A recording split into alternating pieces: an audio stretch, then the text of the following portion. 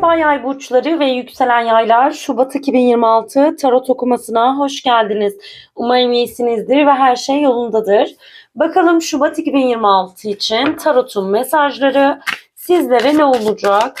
Hemen şöyle hızlıca niyetinize niyet ediyorum. Ve kartlarımı sizler için açıyorum sevgili yay burçları. Bakalım almanız gereken mesajlar neler olacak? Şöyle kartlarımızı tamamlayalım. Evet. Ek deste de kullanacağız tabii ki ama ilk öngörüler geldi bile. Şimdi böyle kartlarınıza baktığımda ilk kartımız kupa sekizlisi ile geliyor sevgili yay burçları. Bu kart kalbinin artık bir şeye sığmadığını gösteriyor. Burada bir bırakış var ama vazgeçiş de değil aslında. Bu daha çok kendini seçme. Uzun zamandır duygusal olarak seni yoran, tatmin etmeyen bir durumdan, bir ilişkiden, bir hayalden ya da beklentiden yavaş yavaş uzaklaştığını görüyorum aslında. İçinde bir ses ben daha fazlasını hak ediyorum demeye başlamış. O yüzden kart bana şunu söylüyor. Sen artık eski duygusal döngülerine geri dönmek istemiyorsun. Ve hemen ardından açılan kartın zaten burada dünya kartı oluyor sevgili yay burçları. Ve üzerinde 21 rakamı var. Burası çok güçlü.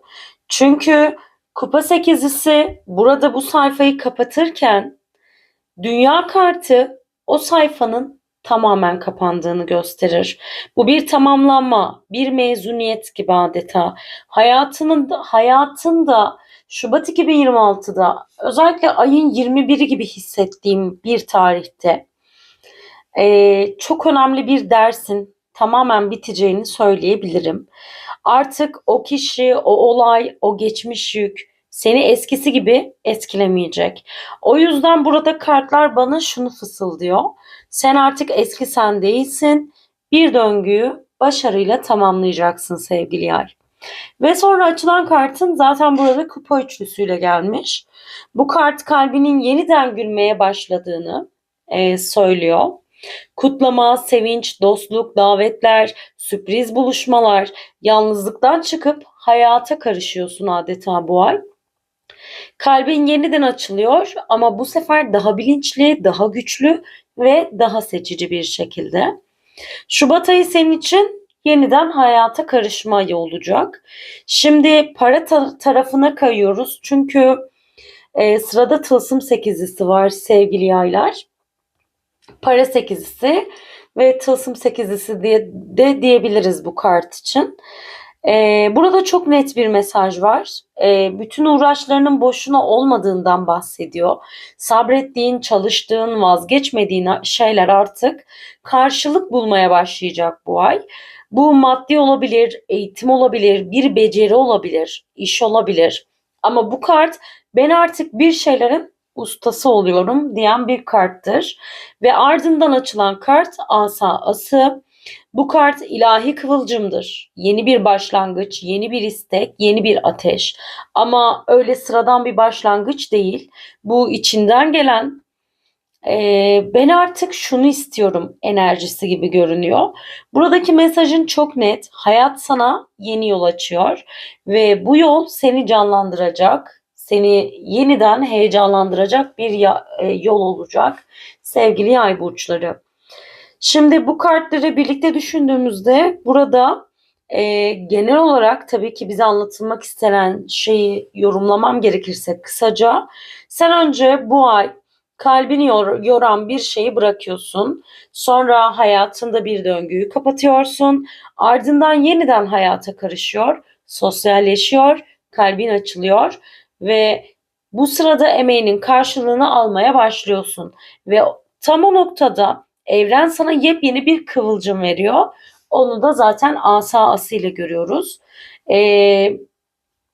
Bu ben bittim diyen birinin hayır ben yeni başlıyorum dediği bir hikaye gibi adeta. Şimdi hemen destek kartlarıyla da devam edelim. Bakalım Şubat 2026 mesajları neler olacak? Şöyle hemen kartlarını açmak istiyorum. Tabii bak, bu süreçte gerçekten böyle özellikle çevrende bunu zaten kalben de hissediyorsundur. Yani bu kişi her kimse bunun huzursuzluğunu aslında içten içe yaşıyorsundur. Hani böyle ikili oynayan, işte maske takan, olduğu gibi görünmeyen biriyle, işte bir ortaklığı, bir dostluğu, bir aşkı bitiriyorsun diyebileceğim enerjiler de var. Şimdi hemen kartlarını tabii ki detaylıca yorumlamak gerekirse kartlar açıldıkça enerji alanı da genişliyor.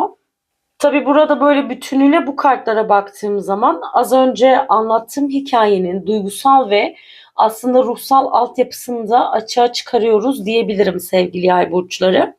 İlk kart acı çekme kartıyla geliyor. Bu kart senin bu dönüşümünü kolay yoldan yaşamadığını söylüyor.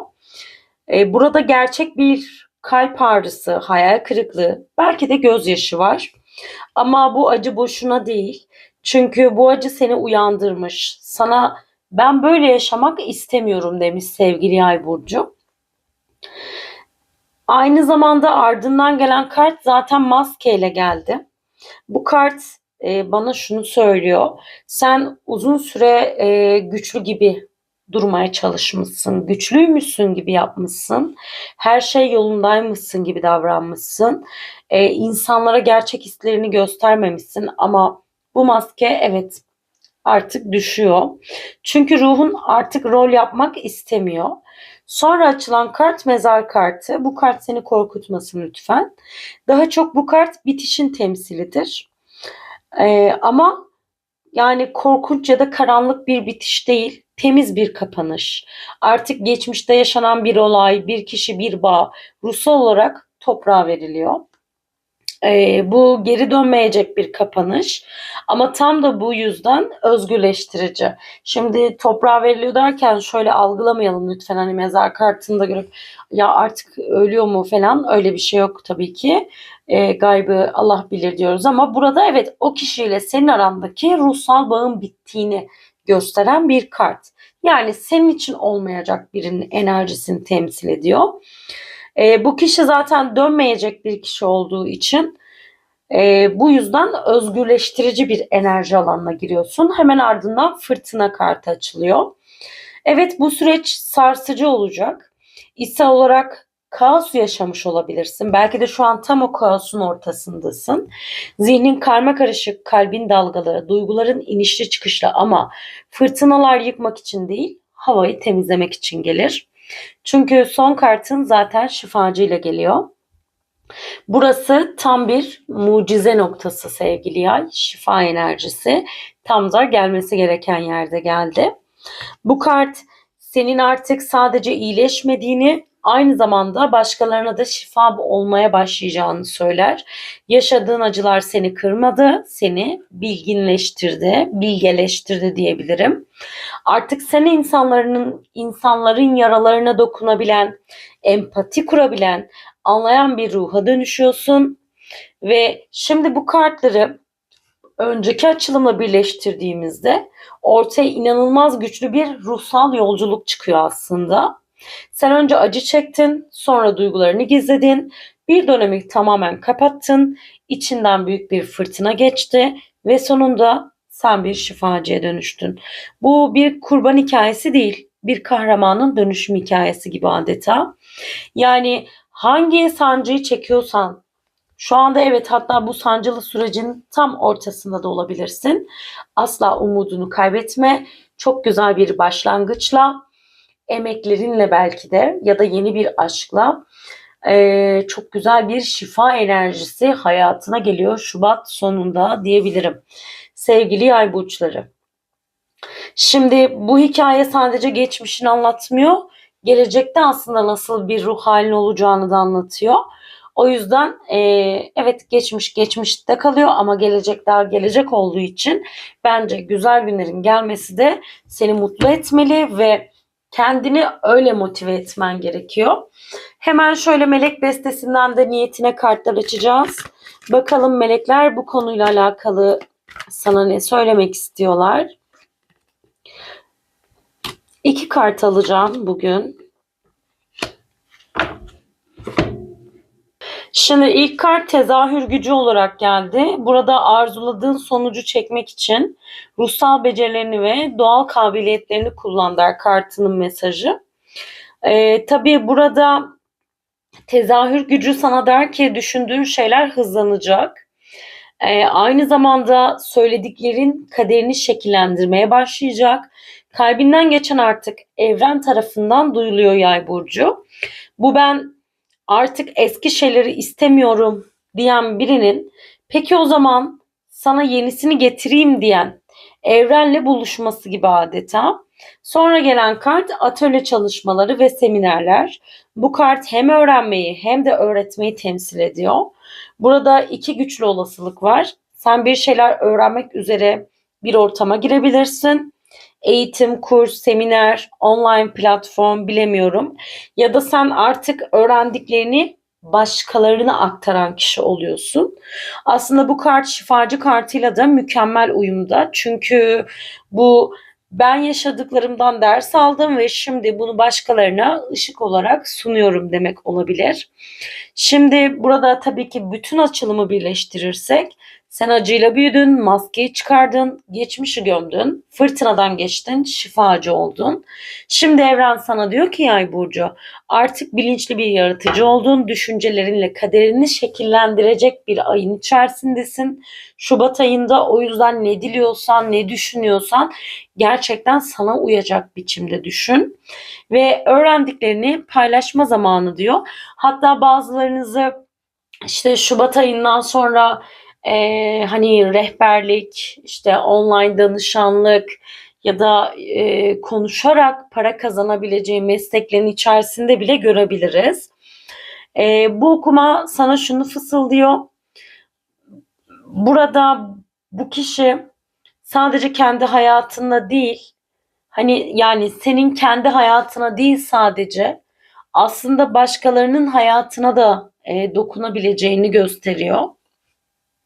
Evet sevgili ruh parçalarım, bu açılım sizlere şunu çok net söylüyor. Sen artık acının eski maskelerin, eski döngülerin insanı değilsin. Bir mezar kapandı, bir fırtına geçti ve sen bu fırtınadan şifacı olarak çıktın. Ama en büyük şifanı kendine kullanmayı öğreneceksin Şubat ayından sonra. Hayatında bazı şeyler bitti diye üzülme. Çünkü biten her şey seni daha doğru olana hazırlamak içindi. Şimdi kalbinin yeniden açılacağı bir evredesin. Emeklerinin karşılıklarını alacaksın. Evren sana yeni bir ateş veriyor. Artık lütfen kendini küçültme, hislerini bastırma, istediğin şeyi net söyle. Çünkü tezahür gücün şu an çok yüksek. Kime kapını açtığını seç, nereye enerjini verdiğini seç. Çünkü artık herkesin girebileceği bir ruh alanı kesinlikle değilsin sevgili Yay.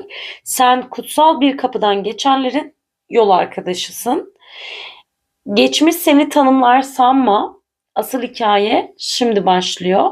Eğer bu açılım sana dokunduysa, kalbine bir yerde değindiyse unutma, bu okuma sana geldi. Çünkü sen hazırdın. Bugünlük bizden bu kadardı.